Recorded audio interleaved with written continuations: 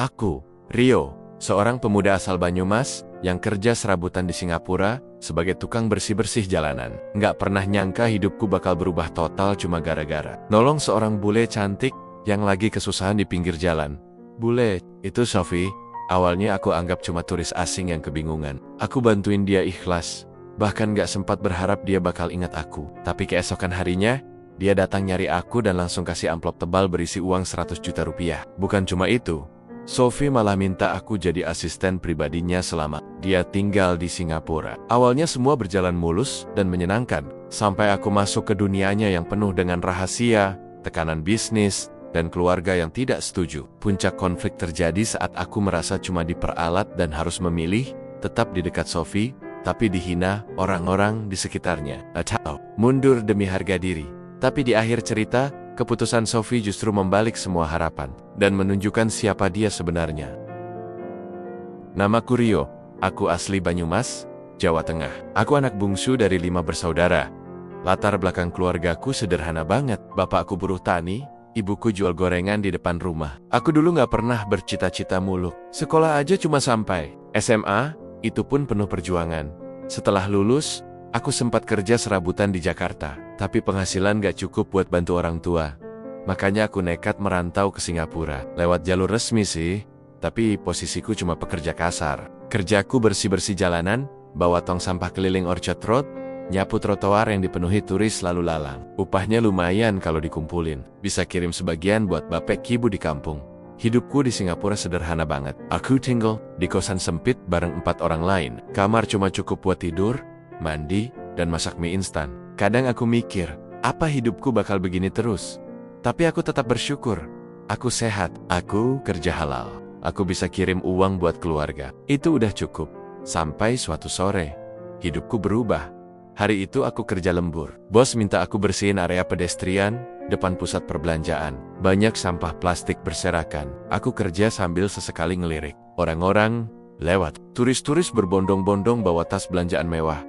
Ada yang pakai jas, ada yang dandanan modis. Sementara aku, ya begini, seragam lusuh warna biru tua dengan logo cleaning service kecil di dada. Tiba-tiba mataku tertuju pada seorang wanita bule yang berdiri di pinggir jalan. Tepat di samping sepedanya yang rebah di trotoar, dia cantik banget. Kulitnya putih bersih, rambutnya pirang panjang, wajahnya kelihatan kebingungan. Dia jongkok, merogoh-rogoh tasnya sambil celingukan. Kelihatan banget dia lagi panik. Aku awalnya cuek. Aku mikir, palingan turis nyasar. Tapi dia mulai sibuk ngangkat barang-barangnya yang jatuh berserakan. Ada koper kecil warna merah, tas belanja, botol air mineral yang berguling sampai mendekat ke kakiku. Aku refleks ambil botol itu. Pas aku nyodorin, dia kaget, tapi langsung bilang, "Thank you." Aku jawab seadanya, "You're welcome." Dia terus merogoh tasnya. Wajahnya pucat. Aku bisa lihat tangannya gemetar. Aku beraniin diri buat nanya, "Excuse me, miss anything wrong?" Dia menoleh. Matanya berkaca-kaca. "My wallet. Lost, I think. Maybe in taxi." Aku mengangguk pelan. Aku paham situasinya. Dompet hilang di negara orang. Pasti bingung, apalagi dompet itu pasti berisi uang, kartu identitas, mungkin juga paspor. Orang-orang di sekitar cuma lihat sekilas lalu pergi. Gak ada yang peduli. Aku jadi gak tega. "Miss, where you take taxi?" Tanyaku patah-patah dengan bahasa Inggris. Seadanya, dia jawab terbata-bata. "Just now, I come from hotel. I stop here, maybe fall in taxi." Aku tunjuk kursi taman. "You sit first. I helped find taxi driver." Dia sempat ragu, tapi akhirnya duduk. Aku cepat-cepat jalan ke tempat parkir taksi yang gak jauh dari situ. Aku tanya ke beberapa sopir, siapa yang barusan bawa bule cantik yang turun di area Orchard Road? Sampai akhirnya ada satu bapak sopir tua yang jawab, Iya, dia ketinggalan dompet. Saya simpan di depan dashboard. Saya nunggu siapa tahu dia cari." Alhamdulillah. Aku langsung bilang ke bapak itu buat ikut aku ke tempat wanita tadi duduk. Begitu si sopir nyodorin dompet ke wanita itu, dia langsung berdiri, matanya berlinang air mata. Lalu dia peluk dompet itu erat-erat. Thank you so much," katanya ke bapak sopir, lalu ke aku. Bapak sopir itu cuma tersenyum, "It's okay miss, take care." Sopir itu pergi lagi. Aku juga sebenarnya mau lanjut kerja. Aku bilang pelan, "I must go, miss, have a nice day." Tapi sebelum aku melangkah, dia nahan tanganku. "Wait, what's your name?" Aku jawab, "Rio." Dia tersenyum. "Rio, thank you so much. Rio, can I give you something?" Aku langsung geleng cepat-cepat. No, I'm okay, miss. I just help. Dia kelihatan makin tersentuh. Dia buka dompetnya, tapi aku buru-buru bilang, no need. Really? Miss, dia mengangguk kecil. Lalu dia ambil secari kertas dari tasnya, nulis sesuatu, dan menyerahkannya ke aku. This is my number. Please, tomorrow, come to this hotel. Katanya sambil menunjuk logo hotel besar yang terkenal di Singapura. Aku kaget, tapi aku nggak punya alasan buat menolak sopan santun bule ini. Aku terima kertas itu, aku simpan di kantong seragam. Dia senyum lagi, lalu pergi mendorong sepedanya dengan lega. Aku lihat dia berjalan ke arah lampu merah. Sesekali menoleh ke belakang dan melambaikan tangan. Hari itu aku pulang ke kosan dengan pikiran penuh tanda tanya. Siapa dia sebenarnya? Kenapa dia begitu baik? Aku lihat kertas yang dia kasih. Namanya Sophie Emler. Ada nomor telepon dan alamat hotel bintang 5. Terkenal di Singapura. Aku tidur malam itu dengan hati berdebar. Besok, aku datang gak ya?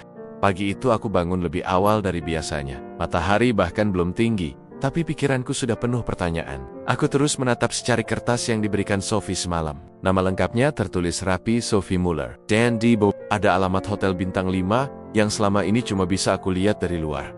Aku masih gak percaya dengan apa yang terjadi kemarin. Aku pikir pertemuanku dengan Sophie bakal selesai begitu saja. Ya kan aku cuma bantuin sedikit, bantu orang susah saja. Lagian aku beneran ikhlas, nggak ada maksud apa-apa. Tapi sikap Sophie berbeda. Dia bahkan sampai ngasih nomor teleponnya dan minta aku datang ke hotel tempat dia menginap. Aku duduk lama di pinggir ranjang kosanku yang sempit, bimbang. Datang nggak ya? Aku takut malah dikira numpang minta-minta. Tapi dalam hatiku ada rasa penasaran besar. Siapa sebenarnya Sophie ini? Kenapa dia segitu perhatiannya sama aku? Akhirnya aku putuskan, aku datang saja. Aku nggak punya niat makam-mukam, cuma mau memastikan kenapa dia nyuruh aku datang. Aku mandi cepat, pakai pakaian terbaik walaupun ya tetap saja sederhana. Kaos berkerah yang udah mulai pudar warnanya, celana panjang kain yang agak gompal, dan sepatu hitam satu Satania yang baru saja aku bersihin. Waktu sampai di depan hotel mewah itu, aku sempat ragu. Bangunannya megah banget. Mobil-mobil mahal keluar masuk. Petugas hotel semua berdiri tegak dengan jas rapi. Aku yang cuma pekerja bersih-bersih jalanan, rasanya kayak masuk dunia lain. Tapi aku nekat. Aku berdiri di depan pintu masuk, mencoba terlihat percaya diri. Petugas resepsionis wanita menghampiri aku. Can I help you, sir? Tanyanya ramah tapi agak heran. Aku ambil kertas kecil itu dari saku. I want to meet Miss Sophie Muller. She told me to come today, Joe. Gugup, petugas itu memandang aku dari atas sampai bawah, lalu tersenyum kecil. Wait a moment, please. Dia bicara lewat intercom di meja resepsionis. Tak lama kemudian, seorang pria berjas hitam menghampiri aku. Mr. Rio, please, follow me, katanya. Aku melangkah pelan di belakangnya, melewati lobi hotel yang luas dan wangi, lalu masuk lift. Lift berhenti di lantai ke-20. Pria itu mengantar aku ke sebuah ruangan lounge yang super mewah. Sofa besar dengan bantal empuk, meja kaca dengan vas bunga segar, dan jendela besar yang menampilkan pemandangan kota Singapura dari ketinggian. Di situ, Sophie sudah duduk, menungguku sambil tersenyum hangat. Dia memakai gaun sederhana, tapi elegan, rambut pirangnya diikat rapi. Wajahnya cerah, dan matanya berbinar-binar melihat aku datang. Rio, thank you for coming, ucapnya pelan. Aku duduk dengan canggung di hadapannya. Miss E, sorry, I look like this, kataku sambil melihat pakaianku sendiri. Sophie malah tertawa kecil. No more problem, Rio. You look fine, ujarnya tulus. Dia kemudian mengambil sebuah amplop putih dari tas kecilnya, lalu menyerahkannya ke aku. Aku menatap amplop itu, bingung. What is this, miss? Sophie tersenyum lembut. Just open it. Dengan tangan gemetar, aku buka amplop itu. Dan begitu melihat isinya, aku langsung terdiam. Keringat dingin keluar di pelipisku. 10 lembar uang $1.000 Singapura. Totalnya $10.000 Singapura. Kalau dirupiahin, hampir 100 juta rupiah. Aku gelagapan. Miss, this, too much, I can't accept this. Sophie, aku serius, tapi tetap dengan wajah penuh kelembutan. Rio, you helped me yesterday, not just my wallet. You helped me when nobody else cared. I will never forget that moment. Aku masih mencoba menolak. I help you because I want to, not because I want money. Sophie tersenyum lagi. Tapi kali ini dia menggenggam tanganku. That's why, you deserve this. Aku benar-benar nggak tahu harus bilang apa. Aku bukan tipe orang yang mudah menangis. Tapi saat itu rasanya mataku panas banget. Miss, you are very kind. Thank you really. Thank you. Tapi kejutan dari Sophie nggak berhenti sampai di situ. Setelah aku menenangkan diri, Sophie bicara lagi, tapi kali ini lebih serius. Rio, I have one more request, katanya. Aku mengangkat. Ali's request. What request? Miss Sophie menatapku lurus-lurus. Wajahnya berubah jadi agak serius. I want you to be my personal assistant while I stay in Singapore. Ucapnya perlahan. Aku melongo. Assistant? Me. Sophie mengangguk. Yes, just accompany me. Help me if I need something. Translate if I meet someone. And be my friend. Aku makin bingung. Why me, miss? I'm just a worker. I don't know anything about being assistant. Sophie tertawa pelan. That's why. You're honest, sincere, and I trust you. I don't need a perfect assistant. I just need someone real. Aku diam lama. Aku gak pernah membayangkan tawaran seperti ini. Aku bahkan gak tahu apa aku mampu melakukannya. Tapi aku lihat mata Sophie. Aku bisa merasakan ketulusannya. Aku bisa merasakan dia benar-benar ingin aku di dekatnya. Bukan cuma sekadar pekerja. Akhirnya aku mengangguk. Oke, miss, I will try. Jawabku pelan. Sophie langsung tersenyum lebar. Senyum yang tulus banget. Thank you, Rio. From today, we work together. Oke. Hari itu aku pulang ke kosan bukan hanya bawa amplop berisi 100 juta rupiah, tapi juga bawa satu keputusan besar yang gak pernah aku duga. Aku bakal kerja jadi asisten pribadi Sophie M. Ler bule cantik, yang hidupnya ternyata jauh lebih rumit dari yang aku bayangkan. Aku belum tahu apa yang bakal terjadi besok. Tapi, untuk pertama kalinya dalam hidupku, aku merasa ada harapan lain yang lebih besar. Aku bukan cuma tukang bersih-bersih jalanan. Aku sekarang masuk ke dunia Sophie. Dan semuanya baru saja dimulai.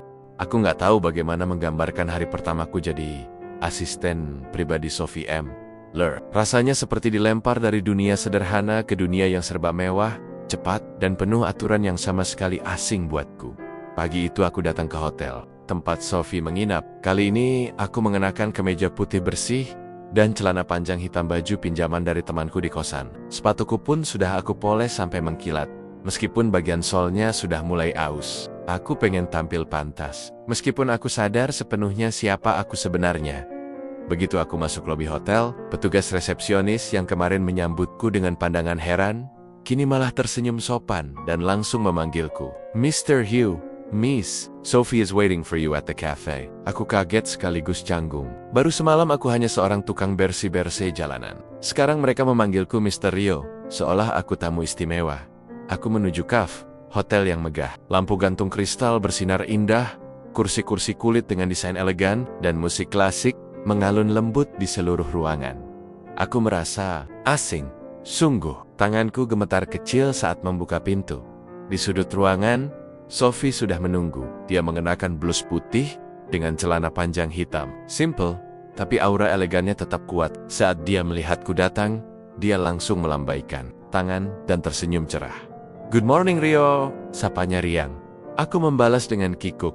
Morning, Miss. Dia langsung menepuk kursi di sebelahnya, memintaku duduk. Di meja sudah ada 2 cangkir kopi dan sepiring roti croissant breakfast first, then we go shopping.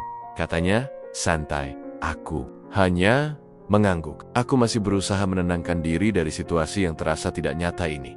Selesai sarapan, kami naik ke mobil yang disiapkan hotel. Sopir pribadi membuka pintu buat Sophie, lalu untuk aku juga. Aku hampir saja bilang gak usah, saya bisa sendiri. Tapi akhirnya aku terima saja belajar beradaptasi dengan lingkungan baru tuan pertama. Sophie adalah pusat perbelanjaan mewah. Dia bilang dia butuh membeli beberapa barang pribadi. Aku kira tugasku hanya mendampinginya sambil membawakan tas belanja. Tapi ternyata lebih dari itu. Saat dia bertemu dengan pegawai butik, dia sering minta pendapatku. Rio, what do you think about this dress? Tanyanya sambil memegang gaun mahal berwarna biru laut. Aku panik. Aku nggak tahu apa-apa soal fashion, wanita Eropa, tapi aku berusaha terlihat percaya diri. Meski jawabanku sederhana. Looks good, Miss. Sophie malah tertawa. You're honest. I like that, katanya sambil tersenyum manis. Aku sadar saat itu, Sophie ini berbeda dari apa yang aku bayangkan tentang wanita kaya Eropa. Dia santai, nggak so perfeksionis, dan senang ngobrol tentang hal-hal sederhana. Kadang dia malah cerita soal masa kecilnya di Jerman, tentang ayahnya yang keras, tentang ibunya yang selalu sibuk, dan kenapa dia lebih betah jalan-jalan sendiri. Di tengah percakapan, aku mulai merasa nyaman, tapi ada perasaan aneh yang mulai muncul. Aku merasa terlalu kecil di tengah semua kemewahan ini. Sore harinya, kami berhenti di sebuah restoran kelas atas. Sophie mengajakku makan sore di sana. Restoran itu luar biasa mewah. Pelayannya berdiri tegak. Lampu-lampu gantung menjuntai dari langit-langit, dan setiap kursi dilapisi kain mahal. Saat kami duduk, aku merasa banyak mata tertuju ke arah kami. Terutama karena aku berpakaian sederhana dan berkulit coklat khas orang kampung. Sementara Sophie bule cantik dengan pakaian elegan, ada sekelompok wanita asing duduk di meja lain yang kulihat berbisik-bisik sambil melirik ke arah kami. Tatapan mereka jelas menghakimi. Aku bisa membaca bahasa tubuh mereka. Apa yang dilakukan pria ini duduk di sini bersama wanita sekelas Sophie? Aku mulai merasa tidak nyaman. Aku menundukkan kepala, pura-pura sibuk memeriksa menu, padahal pikiranku berkecamuk. Sophie menyadari itu. Dia menyentuh tanganku di atas meja. "Are you okay, Rio?" tanyanya lembut. Aku mengangguk pelan. "I'm fine, miss." Tapi aku berbohong. Dia tersenyum menguatkan. "Don't mind them. I choose who sits with me." Kalimat sederhana itu seperti angin hangat yang meredakan dingin di dadaku. Aku merasa dihargai. Walaupun aku sadar sepenuhnya bahwa aku bukan siapa-siapa. Di tempat seperti ini, hari demi hari berlalu. Tugasku sebagai asisten pribadi Sophie makin banyak. Aku ikut dia meeting dengan beberapa pengusaha Singapura. Ikut dia menghadiri pameran seni. Bahkan kadang jadi penerjemahnya saat dia bertemu orang lokal yang bahasa Inggrisnya pas-pasan. Aku belajar banyak. Sophie mengajarkan aku cara menyapa orang dengan sopan, cara berdiri saat menunggu klien, bahkan cara memilih tempat duduk di restoran mewah. Dia membimbingku tanpa merendahkan. Tapi justru karena itu, aku makin sadar akan jurang besar yang memisahkan aku dan Sophie. Aku hanya anak kampung yang kerja serabutan. Sophie adalah wanita kaya, berpendidikan, dan punya nama besar. Perasaan aneh mulai tumbuh di hatiku. Aku mulai kagum pada Sophie, tapi aku tahu persis siapa aku. Aku takut larut terlalu jauh. Suatu malam, setelah seharian penuh mendampingi Sophie belanja dan rapat, aku pulang ke kosanku yang sempit. Aku duduk di atas kasur tipis, memandangi plafon. Aku memikirkan semua yang sudah aku alami dalam beberapa hari ini. Aku yang biasanya cuma nyapu jalanan, sekarang makan di restoran mewah. Aku yang biasanya cuma dilihat sebelah mata, sekarang malah duduk sejajar dengan Sophie Emler. Hidupku benar-benar berubah sejak aku menolong Sophie di pinggir jalan itu.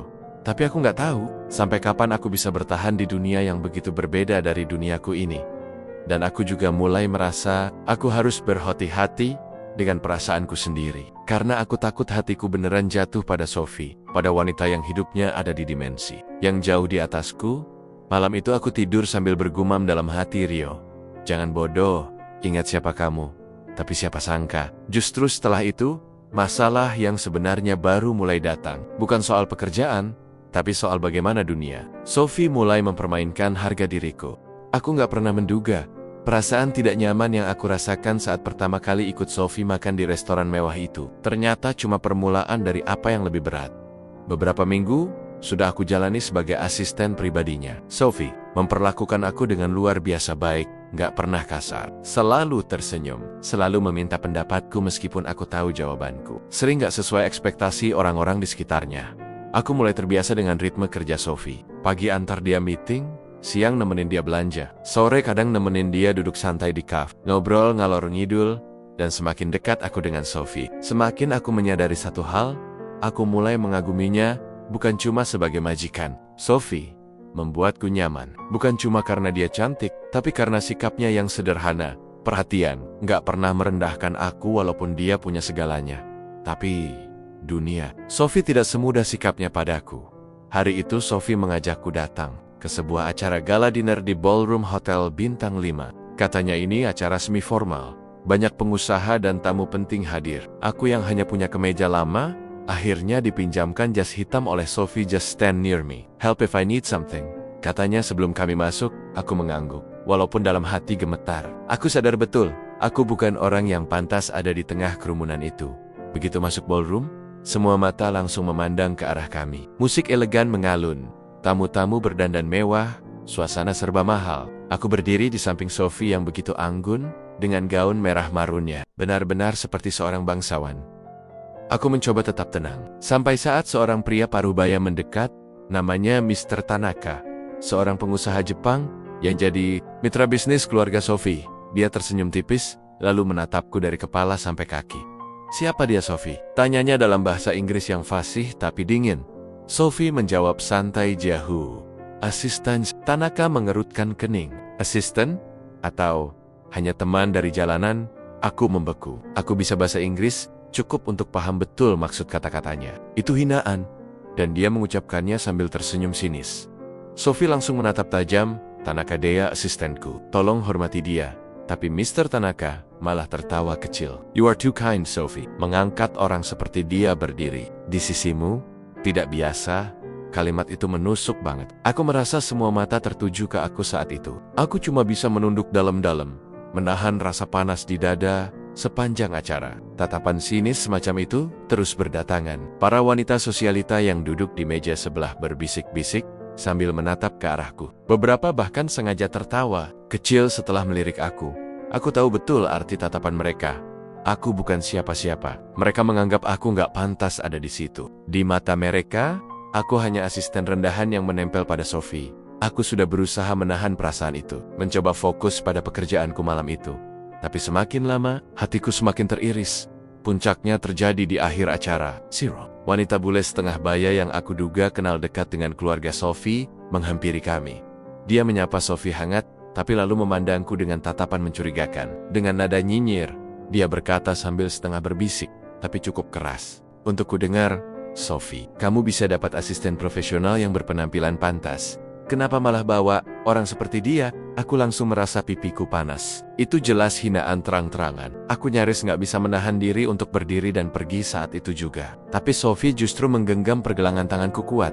Dengan tenang tapi tegas, Sophie menjawab. Dia mungkin nggak pakai jas mahal, tapi dia lebih tulus dari siapapun di sini. Aku percaya dia sepenuhnya. Jawaban Sophie membuat wanita itu terdiam. Tapi aku tahu percuma. Semua orang sudah memandang rendah aku sejak aku datang ke acara ini. Malam itu, saat acara selesai, aku dan Sophie duduk berdua di teras hotel. Sophie memandangku penuh perhatian. Are you okay, Rio? Tanyanya lembut.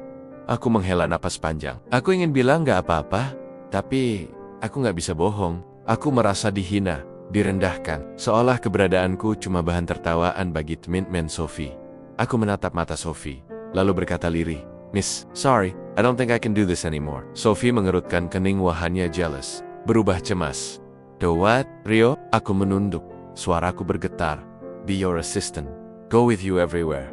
I can't. I feel like they look at me as a joke. And maybe they think you two are making me a joke. Sophie tampak terdiam beberapa saat, lalu dia berkata, Plan, I never think that way, Rio. Never. You help me sincerely. I trust you. You're my friend. Kalimat itu terasa hangat, tapi juga makin membuat aku merasa bersalah. Aku bukan siapa-siapa. Aku cuma pekerja jalanan yang kebetulan nolong dia. Dunia Sophie, bukan dunia aku. Aku bukan orang yang pantas berdiri di sisinya. Aku butuh waktu berpikir, Miss. Kataku pelan. Sophie menatapku lama. Sebelum akhirnya mengangguk pelan. Okay, Rio, I'll wait. Whatever you decide. Malam itu aku pulang ke kosan dengan hati kacau. Aku baring di kasur tipis sambil memandangi langit-langit. Hinaan demi hinaan yang aku terima di acara itu terus terjenjang di kepalaku.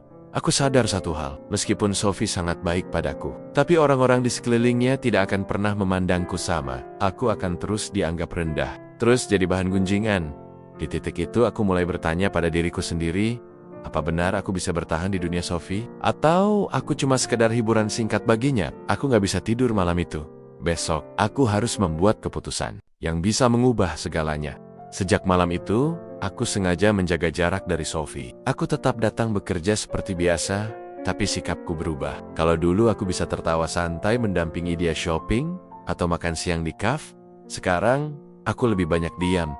Sophie pun bisa merasakan itu. Dia beberapa kali mencoba membuka obrolan, tapi aku hanya menjawab seadanya. Rasanya campur aduk. Aku masih ingat betul tatapan merendahkan orang-orang di gala dinner itu. Mereka melihatku seolah aku cuma tempelan murahan di sisi Sophie. Dan parahnya, aku sendiri mulai percaya dengan kata-kata mereka. Aku merasa bukan siapa-siapa. Aku bukan orang yang pantas ada di dunia ini. Hari-hari berjalan makin berat buatku, sampai akhirnya, pada suatu sore, Sophie memintaku duduk bersamanya di cafe Hotel Rio. Please, tell me what's going on. Ucapnya perlahan, menatapku, penuh harap. Aku hanya menunduk. I think it's better if I leave, miss. Maybe you can find a better assistant. A real one. Dia terdiam sesaat, lalu berkata dengan nada serius yang belum pernah aku dengar sebelumnya. You really think I just see you as assistant? Aku mendongak, menatap matanya. Dia menaruh cangkir kopinya perlahan di atas meja. Lalu, dengan suara tenang tapi berat. Dia berkata, "Rio, there's something you don't know. I never tell anyone here, not even the staff in this hotel." Aku bingung. "What is it, miss?" Sophie menarik napas panjang. "I am not just a tourist, or just an ordinary businesswoman traveling around." Aku menahan napas. Mulai nggak enak. Sophie melanjutkan, "Actually, I am the heir to Muller Group, one of the largest hotel chains in Europe. My family controls dozens of hotels in several countries, and my life is not as free as you might think." Aku membeku. Aku pernah dengar nama Muller Group. Itu jaringan hotel yang sangat terkenal. Bahkan hotel tempat Sophie menginap ini. Salah satunya, aku menatap Sophie dalam-dalam. "So, you are?" Dia mengangguk. "Yes, I'm supposed to manage this empire someday, but that's not the life I want." Dia berhenti sebentar. Lalu matanya berkaca-kaca. "My father, he already arranged my engagement to another heir from a wealthy family in Europe, someone I barely know, just for business reasons." Aku benar-benar nggak tahu harus bilang apa. Ini bukan cuma cerita biasa. Ini hidup orang yang nyata-nyata lahir di level sosial yang tak terbayangkan olehku. Sophie melanjutkan, "That's why I run away here. Singapore is my escape. I came here to find peace, even if only for a while." Aku mulai mengerti sekarang, Rio. Saat aku kehilangan dompet hari itu, aku bukan hanya kehilangan benda. Aku kehilangan pegangan hidup. Aku panik. Aku merasa semua masalahku menimpa sekaligus. Dan lalu, kamu datang. Kamu bantu aku tanpa pamrih, dengan tulus. You didn't care who I am, or what I have. Dia menatapku penuh makna. "That's why I trust you, because you're the only one here who treats me like a human being, not an heiress." Kata-kata itu menghantam batinku dalam-dalam. Aku yang sebelumnya menganggap dia hanya wanita bule kaya yang baik hati, ternyata menyimpan luka dan beban yang berat. Tapi di saat bersamaan, aku makin bimbang. Aku, JD tahu. Alasannya kenapa Sophie nyaman bersamaku? Karena aku orang asing baginya, yang gak ikut campur soal bisnis keluarganya, yang gak peduli soal warisan Solke Kayon, tapi justru itu yang bikin aku merasa makin gak pantas, miss. Aku cuma tukang sapu jalanan. Aku cuma kerja buat hidup. Aku gak ngerti dunia. Orang kaya, aku gak ngerti bisnis, aku gak ngerti protokol gala dinner, aku bahkan gak ngerti perasaan aku sendiri saat ini, kataku pelan. Sophie tersenyum getir. "I know all that, Rio. Tapi itulah yang bikin kamu beda. Aku nyaman karena kamu sederhana. Kamu real. Aku diam lama. Aku ingin jujur pada diriku sendiri." Aku mulai ada rasa suka pada Sophie. Tapi aku takut. Takut bukan hanya karena status sosial, tapi takut karena aku nggak mau disakiti. Aku nggak mau suatu hari nanti, Sophie pulang ke Eropa. Lalu semua ini hanya jadi cerita singkat yang nggak ada artinya buat dia. Beberapa hari setelah obrolan itu, Sophie makin dekat padaku. Tapi masalah datang dari arah lain. Kabar tentang Sophie dan asistennya dari Indonesia mulai beredar di media sosial. Ada beberapa foto kami berdua yang entah siapa yang memotret, muncul di internet dengan caption sinis. "Pewaris Muller Group, jalan berdua dengan pekerja jalanan." Komentar netizen pun mulai kejam. Banyak yang mengejekku, banyak yang bilang Sophie cuma cari sensasi. Ada yang bilang aku hanya numpang terkenal. Aku baca semuanya, dan hatiku remuk. Aku merasa makin terpojok. Aku tahu, meskipun Sophie selalu membelaku, tetap saja aku hanya orang asing di dunia dia. Dunia yang keras. Dunia yang hanya menerima orang-orang sekelas mereka. Malam itu aku duduk sendiri di taman dekat kosan. Aku memandang ke langit, berusaha menenangkan diri. Aku sadar, aku harus ambil keputusan. Aku bisa memilih bertahan mendampingi Sophie, hinaan orang-orang, terus merasa kecil di dunia mereka. Atau aku harus pergi, demi menjaga harga diriku sendiri. Dan saat aku menunduk, ada pesan masuk dari Sophie. Pesannya singkat, tapi bikin aku makin galau, Rio. "Tomorrow we go somewhere, just you and me. I need to tell you something important." Aku hanya menatap layar ponsel itu lama. Besok, mungkin akan jadi titik balik hidupku. Hari itu datang lebih cepat dari yang aku bayangkan. Pagi-pagi sekali, Sophie sudah mengirimkan pesan lagi. "Rio, please come to the hotel at 10 a.m. Just you and me today." Aku membaca pesan itu berkali-kali, tapi tetap saja rasanya ada yang berat di dada. Aku tahu, Sophie pasti ingin bicara serius. Aku sudah bisa menduga hubungan kami yang selama ini mengalir begitu saja, gak mungkin berjalan selamanya. Tanpa ujian besar, aku berangkat dengan langkah ragu. Perjalanan ke hotel terasa jauh. Aku naik MRT sambil memikirkan semua yang terjadi. Sejak aku nolongin Sophie yang kebingungan di pinggir jalan, sampai aku jadi asistennya dan menemani dia kemana-mana. Lalu bagaimana perlahan aku mulai jatuh dalam situasi yang bikin aku sendiri terjebak antara perasaan dan realita. Saat aku tiba di lobi hotel, resepsionis sudah mengenaliku, dan tanpa banyak tanya, langsung mempersilahkan aku naik. Aku menuju lounge di lantai 20, tempat favorit Sophie. Dan benar saja, dia sudah duduk di sana, menungguku. Tapi kali ini ada yang beda. Sophie mengenakan pakaian sederhana blus putih polos. Celana jeans jauh dari penampilan mewah yang biasa dia pakai saat menghadiri acara atau meeting. Rambut pirangnya pun hanya dibiarkan tergerai alami. Dia terlihat seperti wanita biasa. "Rio, come, sit here," katanya sambil tersenyum. Aku duduk di hadapannya, mencoba mengatur emosi. Aku sudah siap mendengar apapun yang dia mau bilang. Sophie memandangku lama sebelum akhirnya membuka percakapan. "Rio, aku mau jujur sekali lagi," katanya. Kali ini dengan bahasa Indonesia patah-patah yang dia pelajari selama ini. Suaranya terdengar lembut, tapi tegas. "Aku bukan hanya ingin kamu jadi asisten, aku nyaman sama kamu. Aku merasa tenang kalau ada kamu." Aku menahan napas. Aku tahu arah pembicaraan ini. Tapi, lanjutnya. Dan kata tapi itu terdengar seperti pisau kecil yang menancap di hatiku. "Keluargaku tahu tentang kamu." Aku menatapnya. "Mereka marah?" tanyaku pelan. Sophie mengangguk. "Mereka sangat marah. Mereka ingin aku pulang ke Jerman. Mereka tidak mau aku berhubungan dekat dengan orang sepertimu." Kalimat terakhir itu seperti menghantam tepat di dada. "Orang sepertimu." Walaupun bukan Sophie yang mengatakannya dengan nada merendahkan. Aku tahu betul maksudnya. Aku mengangguk pelan, menunduk. "Sudah kuduga, Miss," jawabku lirih. Sophie tiba-tiba menggenggam tanganku erat. "Rio, dengar dulu. Aku sudah bertengkar hebat dengan keluarga, tapi aku tidak mau menyerah begitu saja." Dia berhenti sejenak, matanya berkoka-koka. "Aku ingin kamu tetap ada di sini, tetap kerja sama aku. Meskipun nanti aku kehilangan semuanya, bisnis keluargaku, hak warisku, semua." Aku menatapnya, terdiam. Hatiku berkecamuk. Dalam diriku yang merasa tersanjung. Ada wanita luar biasa, seperti Sophie yang begitu menghargai aku, yang bahkan mau melawan keluarganya sendiri hanya demi aku. Tapi ada bagian lain dalam diriku yang berkata jujur. Aku takut jadi beban. Aku takut dihina terus-menerus. Aku takut hanya jadi pelarian sementara bagi Sophie. "Miss, aku hanya orang sederhana. Hidupku cuma di pinggir jalan," kataku dengan suara nyaris bergetar. "Aku nggak ngerti dunia kalian. Aku nggak ngerti caranya bertahan menghadapi semua pandangan orang." Sophie menatapku dalam-dalam. "Aku cuma ingin satu hal, Rio. Kamu jujur. Apa kamu mau terus ada di sampingku?" Pertanyaan itu sederhana, tapi jawabannya tidak sesederhana itu. Aku menunduk lama, teringat semua komentar sinis Hinon, turang teranggen, di gala dinner. Tatapan orang-orang yang bahkan tidak mengenalku tapi sudah merasa berhak menghakimi siapa aku. Aku menoleh lagi, menatap Sophie. Di matanya ada harapan besar. Tapi aku juga tahu, hidup bersama Sophie bukan hanya soal bekerja. Ini soal berani menghadapi seluruh dunia yang menolak aku. Kami diam cukup lama. Akhirnya, aku berkata pelan. "Aku butuh waktu, Miss. Aku takut. Bukan karena aku nggak nyaman sama kamu. Aku takut. Aku nggak cukup kuat buat ada di duniamu." Sophie mengangguk. Dia tidak memaksaku. Dia malah tersenyum kecil senyum getir. "Oke, Rio, aku akan kasih kamu waktu. Tapi tahu satu hal. Aku benar-benar butuh kamu, bukan hanya sebagai asisten." Kalimat itu seolah punya makna yang dalam. Aku bisa merasakan ketulusan Sophie, tapi aku juga nggak bisa menutupi kekhawatiranku sendiri.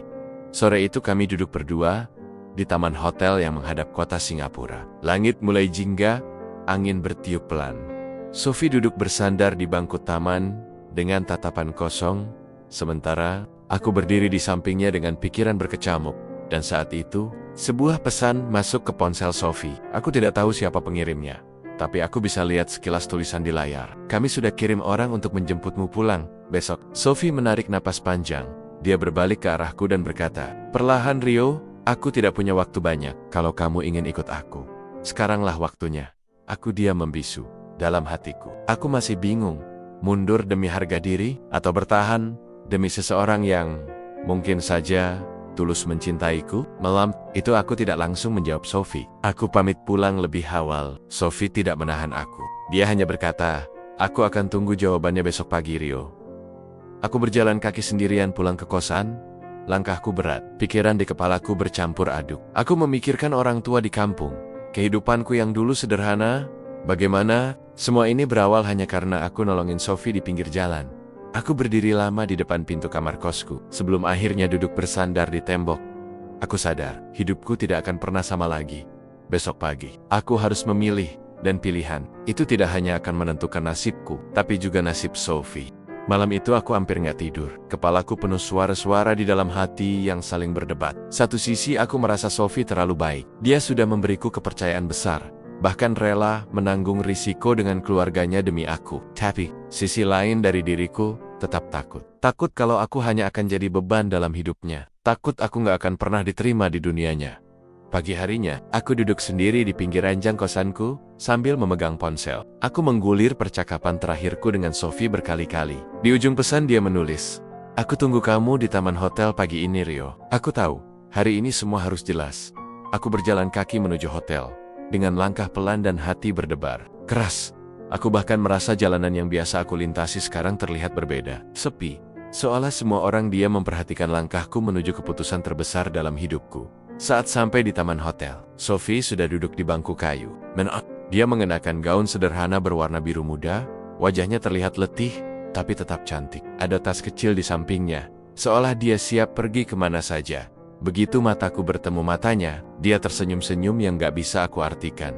Antara lega, sedih, atau pasrah. "Morning, Rio," katanya pelan. "Morning, Miss," jawabku.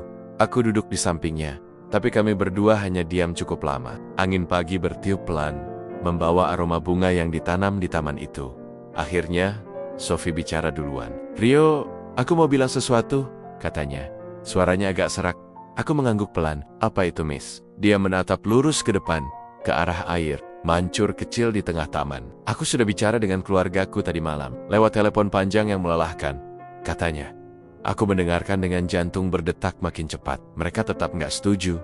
Mereka ingin aku pulang. "Merikable, aku mempermalukan nama keluarga karena terlalu dekat denganmu. Seorang asisten, seorang pekerja jalanan." Suaranya agak bergetar saat mengatakan itu. Aku menunduk. Aku sudah bisa menebak arah cerita ini.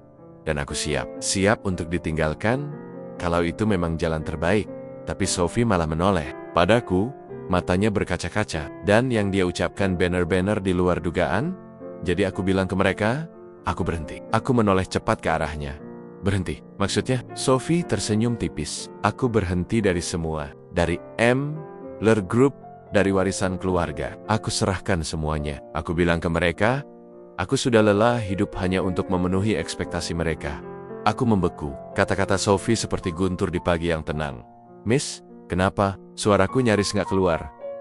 Sophie menggenggam tanganku erat. "Karena aku sudah menemukan orang yang menghargai aku bukan karena siapa aku, tapi karena aku, Sophie, manusia biasa. Dan orang itu, kamu, aku nggak bisa menahan air mataku lagi. Aku yang selama ini selalu mencoba kuat." Akhirnya peka. Juga mataku panas. Dadaku sesak. Aku nggak sangka Sophie bisa seberani ini. "Aku serius, Rio," lanjutnya. "Aku mau tinggal di sini.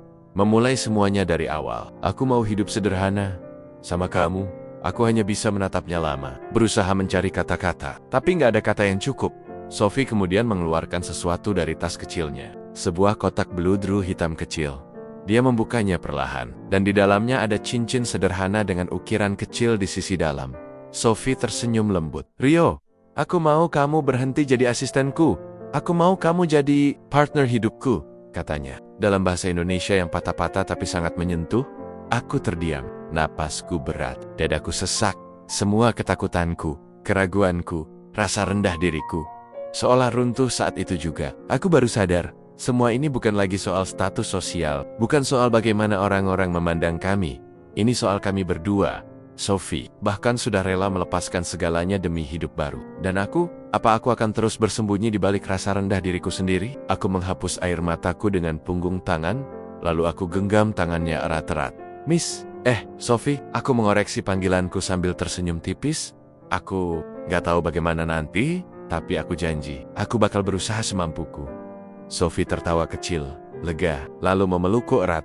Saat itu aku merasa dunia berhenti sejenak. Semua tatapan orang-orang, semua hinaan yang pernah kudengar, semua ketakutan yang memenuhi kepalaku, hilang begitu saja.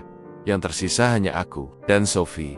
Hari itu kami duduk lama di taman hotel, hanya menikmati pagi. Sophie bercerita tentang rencananya Dia ingin tinggal di Singapura dengan sederhana, memulai usaha kecil, bahkan dia bercanda ingin buka warung kopi bersama aku. Dan aku, untuk pertama kalinya sejak lama, merasa diterima. Bukan sebagai asisten, bukan sebagai tukang sapu jalanan, tapi sebagai Rio yang dihargai apa adanya. Sore harinya aku mengantar Sophie ke tempat yang sederhana, apartemen kecil yang dia sewa untuk memulai hidup baru. Dia benar-benar melepaskan segalanya. Sophie Emler, pewaris kerajaan bisnis hotel Eropa, meninggalkan semua itu demi hidup bersama seorang pekerja jalanan Indonesia yang kebetulan menolongnya. Siapa yang pernah menyangka semua ini? Hidupku benar-benar berubah, dan aku pun berubah. Hidup memang aneh. 2 bulan lalu aku hanya seorang tukang bersih bersejalanan di Singapura. Aku kerja dari pagi sampai sore, tinggal di kosan sempit dengan 4 orang lainnya. Dan setiap hari cuma berpikir bagaimana cara ngirim uang untuk orang tua di kampung tapi sekerong. Aku duduk di balik meja kayu sederhana di sebuah cafe kecil yang aku dan Sophie bangun bareng. Cafe sederhana di sudut jalan dekat taman tempat pertama aku ketemu Sophie. Ya, cafe ini berdiri persis di dekat bangku taman itu. Sophie memilih tempat ini karena katanya, disinilah semuanya dimulai. Setelah hari itu di taman hotel, Sophie benar-benar mewujudkan janjinya. Dia melepas semuanya. Bisnis, keluarganya, jabatan yang sudah menunggunya sebagai pewaris Emler Group, bahkan gaya hidup super mewah yang biasa dia jalani. Dia bilang, aku sudah terlalu lama hidup dalam dunia yang bukan aku banget.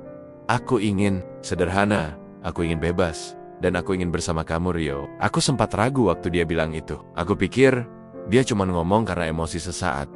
Tapi ternyata Sophie serius. Dia bahkan menjual sebagian besar barang-barang mahalnya yang sempat dia bawa ke Singapura. Dan modal itulah yang akhirnya jadi modal pertama cafe kecil kami.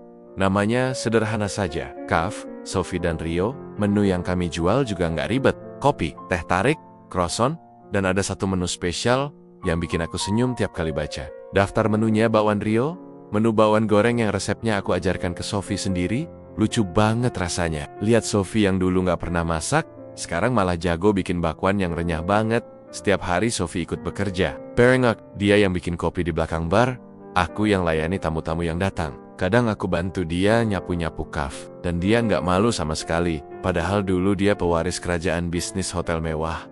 Dan yang paling bikin aku bahagia, Sophie benar-benar menghargai setiap pelanggan yang datang. Nggak peduli siapa, pun orangnya pekerja kantor, turis asing, sampai tukang kebersihan kayak aku dulu. Sophie selalu menyapa mereka ramah.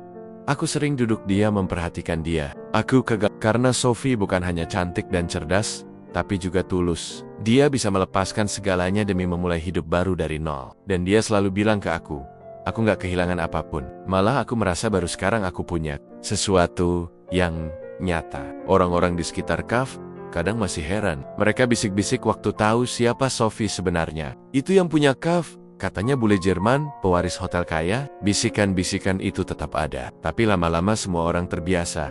Yang mereka lihat sekarang bukan lagi siapa Sophie di masa lalu. Yang mereka lihat, Sophie dan Rio, 2 orang sederhana yang bekerja keras mengurus cafe kecil mereka dengan senyum tulus. Dan soal aku sendiri, aku juga berubah banyak. Kalau dulu, aku selalu minder, selalu merasa nggak pantas, selalu merasa dihina dan direndahkan. Sekarang aku belajar untuk berdiri tegak. Aku belajar bahwa harga diri bukan ditentukan oleh pandangan orang lain. Harga diri datang dari bagaimana kita menghargai diri sendiri dan orang-orang yang tulus ada di sekitar kita. Aku nggak lagi peduli dengan komentar orang asing yang dulu memandang rendah aku hanya karena aku tukang sapu jalanan. Karena faktanya, justru karena aku jadi tukang sapu lah, aku bisa bertemu Sophie. Aku ingat banget kata-kata Sophie waktu cafe ini baru dibuka. Saat kami duduk berdua, merayakan pembukaan Kesil Kashilan dengan segelas teh hangat, dia bilang, Rio, kalau kamu nggak mau lagi disebut asisten, aku juga nggak mau lagi disebut pewaris. Mulai sekarang, kita cuma Rio dan Sophie, 2 orang biasa yang hidup bersama. Kalimat sederhana itu adalah bukti tulusnya hati Sophie. Beberapa bulan berjalan, cafe kami pelen-pelen jadi tempat favorit orang-orang. Gak ada yang tahu kisah di balik cafe sederhana ini, kecuali beberapa teman dekat tapi bogi aku. Setiap hari di cafe ini adalah pengingat bahwa hidup bisa berubah hanya karena satu momen kecil. Dan momen kecilku dimulai ketika aku memilih berhenti ragu dan menolong seorang wanita bule cantik yang sepedanya rusak di pinggir jalan, Orchard Road. Kalau saja waktu itu aku hanya diam dan berpaling, mungkin hidupku gak akan pernah berubah seperti ini. Sore ini kafe lumayan ramai. Sophie berdiri di balik bar, tersenyum cerah sambil menyeduh kopi untuk pelanggan setia kami. Aku mengantar pesanan ke meja, lalu kembali berdiri di dekat Sophie. Dia menoleh ke aku dan bilang, "Rio, aku bahagia banget." Aku mengangguk, lalu menjawab pelan tapi pasti, "Aku juga, lebih dari yang aku bayangkan." Dan aku benar-benar bersyukur, bukan karena 100 juta yang dia kasih dulu, bukan karena kafe yang sekarang mulai ramai, tapi karena aku belajar satu hal penting. Kadang, kebaikan kecil yang kita lakukan tanpa pamrih, justru membuka pintu rezeki dan cinta yang gak pernah kita bayangkan.